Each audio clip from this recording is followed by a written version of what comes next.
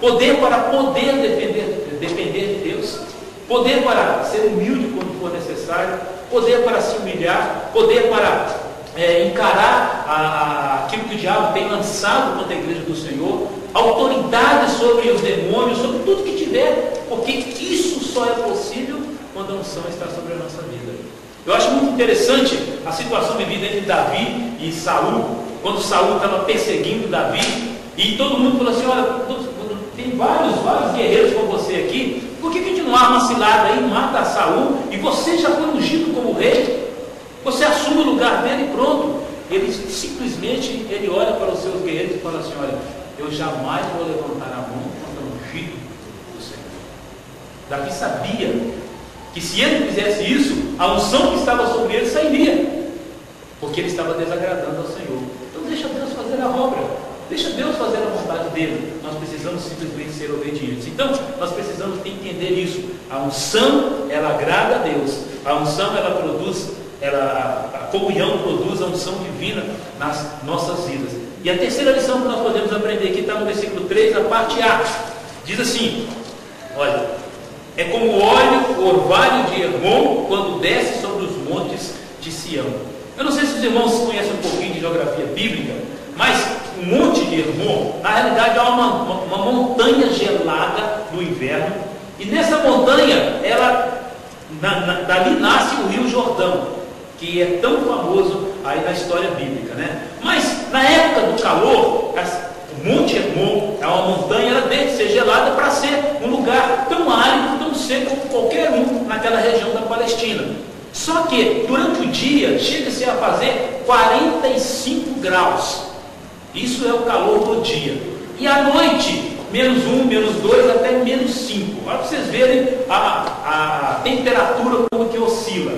E esta oscilação brusca entre o calor do dia e a friagem da noite, da madrugada, produz um orvalho tão denso que parece uma pequena chuva, uma chuva bem levinha que cai a noite inteira sobre aquela montanha. E é por isso que durante toda a primavera, todo o verão, todo o tempo de calor, aquela montanha continua com toda a sua pastagem verdejante, com toda a sua estrutura muito boa ali. E ali então Davi olha para aquilo ali, porque era um lugar que ele sabia. Quando eles querem o Salmo 23, ele fala: leva-me às águas tranquilas, leva-me a pastos verdejantes. Ele sabia que precisa disso, que precisava disso. Então ele olha para um monte de Hermon e fala assim: olha, lá é o lugar onde está tudo verde, onde tem vida.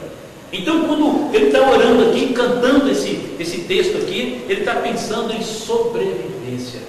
Então, se em primeiro lugar o benefício da comunhão agrada ao Senhor, o segundo benefício é que produz a unção divina, o terceiro benefício é que a comunhão vivenciada, ela produz sobrevivência. Pelo pouco de história que eu conheci dos irmãos aqui, conversando com a diretoria aqui, os irmãos me relataram muitas dificuldades que os irmãos têm passado nesse último ano, sem pastor, e mesmo quando estavam pastor. Eu pergunto para os irmãos: a igreja sobrevive até hoje por conta de quê? E esse Espírito Santo, ele é o elo de ligação entre nós e Deus, e na realidade é ele que nos torna em comunhão com Deus. Mas não adianta querer só estar em comunhão com Deus se não estiver em comunhão com os outros. Então, se os irmãos estão aqui, é porque os irmãos estão lutando por essa comunhão, estão lutando por essa igreja, estão lutando para que o reino do Senhor seja estabelecido definitivamente nessa região aqui.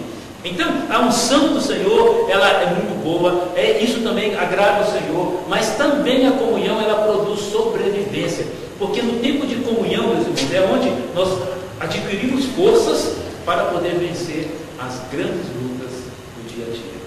Eu gosto muito de quando Deus chega para Josué, depois que Moisés é tirado, Josué recebe aquele quase 3 milhões de pessoas, viu o Jordão lá, a terra de Canaã do outro lado. Deus chega para Josué e fala: Josué, não passe, nem te espante, vai em frente. E ele fica parado: mas o que eu vou fazer, Senhor? Eu vou te dar a primeira ordem. Fala com o povo: santifica-te hoje, porque amanhã vou fazer maravilhas. Abençoe esse rebanho que pertence ao Senhor, abençoa cada um na sua dificuldade. Agora, Deus, que os pedidos serão apresentados, orações serão colocadas no teu altar. Nós cremos que o Senhor já conhece tudo antes mesmo de pedirmos. O Senhor sabe das nossas necessidades, conhece as nossas fraquezas, sabe dos nossos sonhos, ó Deus, dos nossos desejos. Deus, em nome de Jesus, nesta hora, Pai, que o Senhor possa receber a oração de cada um, pedido de cada um de nós. Que o simples pedido já seja, Pai, uma oração entregue no teu altar. Nesta hora, Deus querido, em nome de Jesus, eu te suplico que possamos caminhar como um só rebanho. Amém. Porque nós temos o mesmo Deus. Nós temos, ó Deus, uma só fé.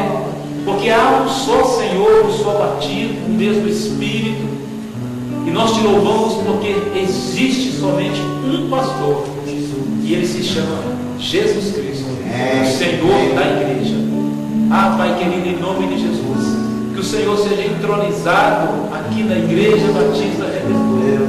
Que o nome, ó Deus, que essa igreja leva, possa fazer jus àquilo que o Senhor fez por nós. Aquilo que o Senhor fez por esta igreja. O Senhor nos redimiu.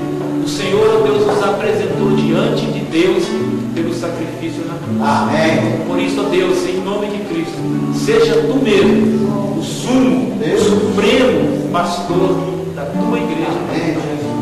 Abençoa a liderança desta igreja, cada pessoa que tem militado aqui, Senhor, aqueles, ó Deus, que têm dado, ó Deus, o coração pela obra da tua igreja, Pai, em nome de Cristo, Pai, que repouse graça, paz do Senhor sobre essas vidas, Pai.